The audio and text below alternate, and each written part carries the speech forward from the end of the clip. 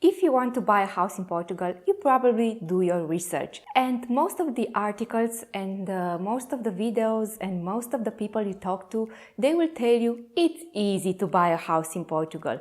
Just find a lawyer, just find a house, just wire the money, and that's it. You have the house. But I am here to tell you that is more to the story. There are still some mistakes you can do, some things you might not think about, and I'm here to tell you from my experience, because we just bought our house in Portugal, what were the things we missed, or the things we didn't prepare to, or the things took us by surprise. First thing you have to keep in mind is understand the total cost of your purchase. Of course, you are gonna say, well, this is easy. Everybody knows that they have to pay taxes. Everybody knows that they have to have more money than just the cost of the property, but not everybody prepares for it.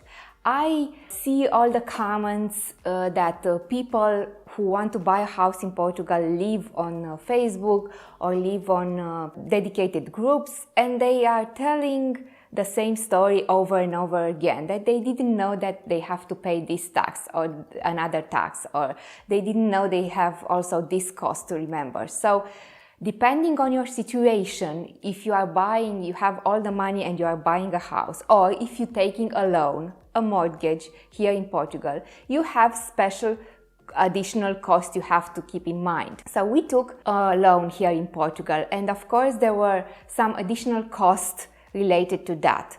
We paid on average like 2,000 euros just to take the credit loan. But also we paid taxes for buying the house, and this is a percent of your total value of the house, so this can vary. And also you have to keep in mind that you have to have a lawyer, and we paid around 2,000 euros the fee of the lawyer. And also you have to assure your house and your life, especially if you have a loan. The bank will require you to have an assurance on the property, but even if you don't have a credit loan, it would be good to make this assurance, and it would be good to make it in Portugal, because also we were considering to do this in our country, but our bank requested that the police, the assurance be made in Portugal. And of course there are costs of the maintaining of the house. We are not staying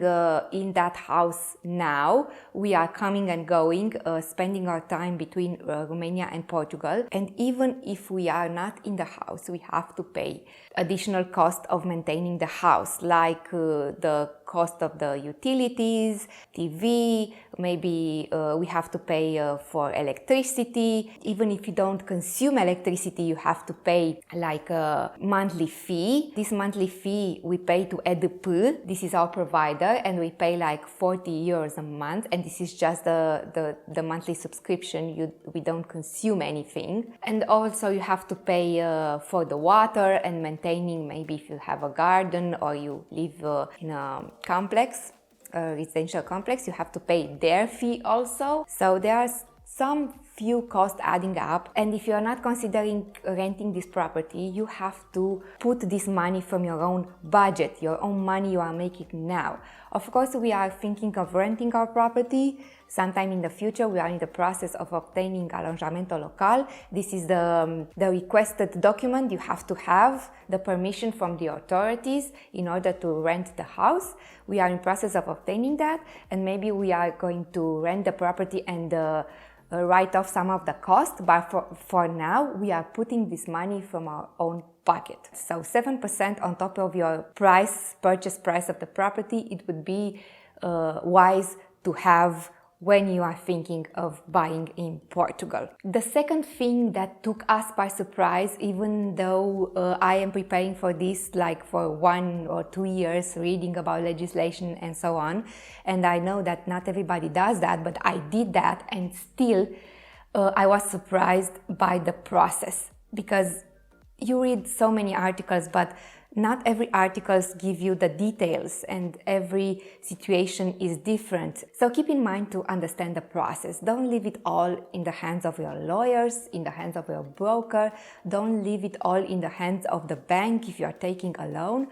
Take the time and the hassle to understand every step of the process. Of course, as I said at the beginning of the video, many will tell you just leave it to us, leave us work, you don't have to worry about anything, but you can save money, you can protect yourself from some of the things that you can experience if you understand the process. As you move along with the process of purchasing a house, if something seems off, if something is different from the procedure in your country, just don't leave it all in your hands of your lawyer. Just ask the questions, understand why this step is different, what are the differences between how you are used to make things in your country and how the things are made here in Portugal. Because one simple example was that in my country, in Romania, we are not used to make all this procedure by lawyers. We are used to meeting face-to-face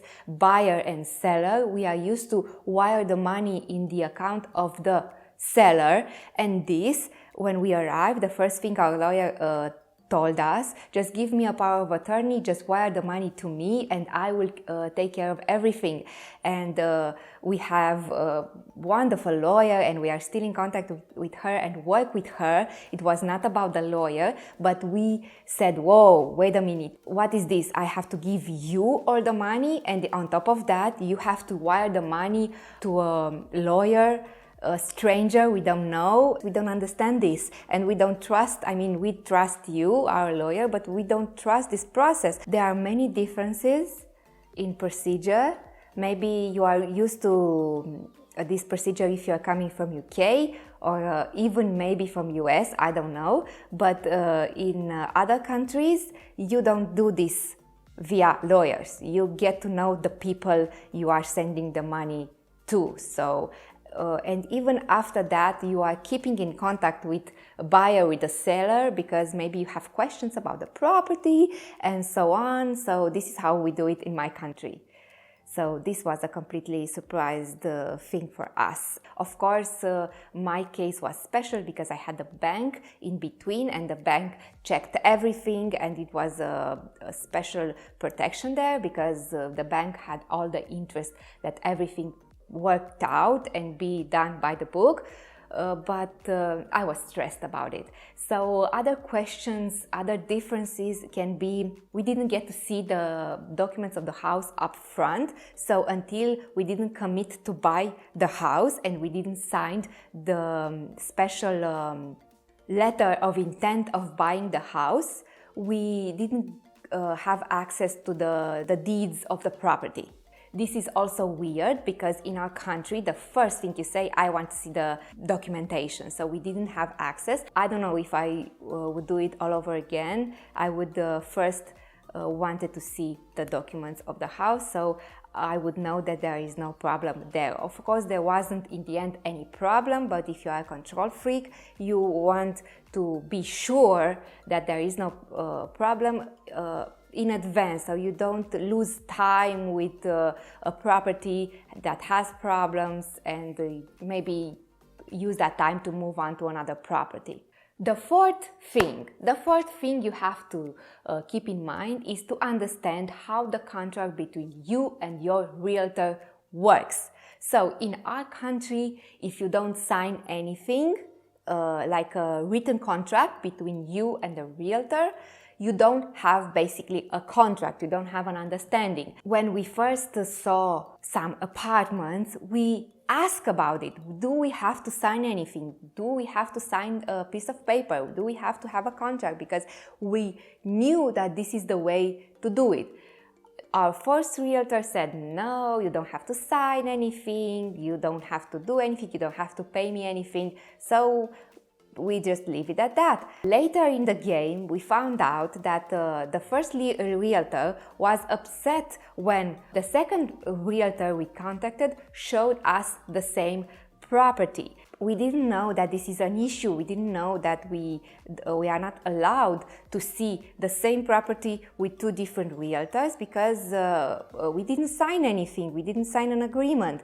And the special reason we did that was because the second realtor told us that he can negotiate the price down, and the first realtor told us that she couldn't negotiate the price any further. And of course, I went to the second realtor and I said, of course, if you can negotiate the price, I will make the sale through you. And this was a bit of an issue with the first realtor. So further on, we talked to our lawyer and we asked if we have any legal obligation. And she said no, because you didn't sign anything, you don't have a legal obligation, maybe you have a moral one. And I agree that we didn't ended up buying that apartment anyway, so it wasn't an issue in the end. Also, this is an issue and could happen to you, because keep in mind that you don't pay anything to the realtor. The realtor gets his commission for the seller, and this means that the realtor actually works for the seller, and the realtor is not interested to keep the prices down, to negotiate the prices for you, the buyer, because actually the realtor is paid by the seller. So keep in mind when you are asked to sign any kind of documentation, any kind of contract, keep in mind that maybe you should make your research in advance and find out if the price put in front of you for the property you want to buy is the price, the fair price, the absolute low price you can obtain. The fifth thing that I recommend you